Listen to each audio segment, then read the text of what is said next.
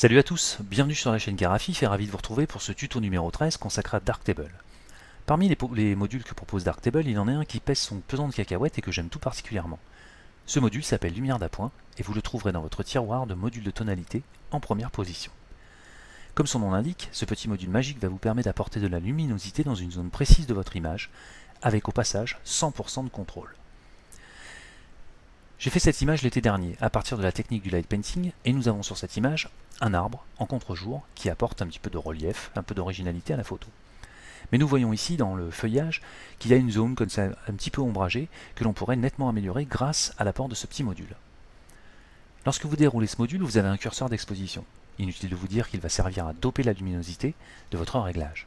En dessous, une échelle de tonalité qui va du point noir au point blanc, donc des basses aux hautes lumières, et à droite de cette échelle, une pipette. Juste en dessous de cette échelle, un curseur de largeur, nous allons voir dans un instant à quoi il sert. Je vais donc déterminer la zone à partir de laquelle la lumière d'appoint va s'étendre.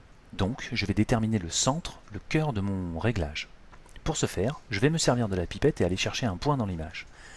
Je vais déplacer ce point, mais j'attire votre attention sur cette petite réglette de tonalité et sur ce petit repère blanc, qui va suivre dynamiquement la position dans les tons de mon petit point de pipette.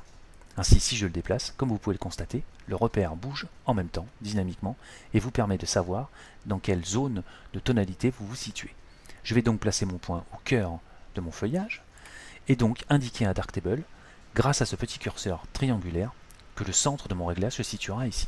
Je vais donc aligner le petit curseur sur mon repère, ainsi Darktable sera au courant que c'est bien de là que va partir le réglage. Je vais donc pouvoir doper la luminosité au cœur et vous voyez que petit à petit, je suis en train de récupérer des détails dans le feuillage. Vous voyez qu'ici, on a bien récupéré dans les branches et dans les feuillages du détail dans l'image. Juste en dessous, le curseur de largeur vous permet d'étendre ce réglage un petit peu plus loin aux pixels proches. Lorsque je commence à activer mon curseur, vous voyez que je récupère de la luminosité en étendant la zone de mon réglage.